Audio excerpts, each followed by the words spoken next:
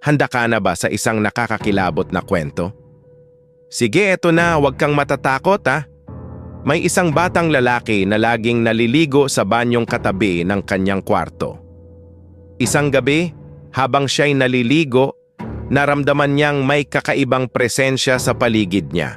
Nang magtangkang lumabas, napansin niyang ang salamin sa banyo ay naglalaman ng mga sulat na hindi niya maintindihan. Nilapitan niya ito at nagsimulang magdikit ang mga salamin sa katawan niya.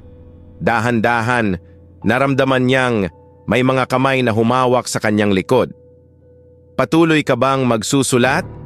Narinig niyang bumulong mula sa likod ng salamin. Nang mabilis siyang lumingon, wala na ang mga kamay, ngunit ang salamin ay puno ng bagong sulat. Huwag mong kalimutan na may isa pa sa iyong kwarto.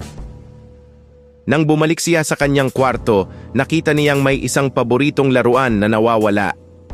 Kasi nasa puwet niya, kung malakas pala loob mo, isubscribe ka na at mag-like para sa mga susunod panigurado matatakot na kita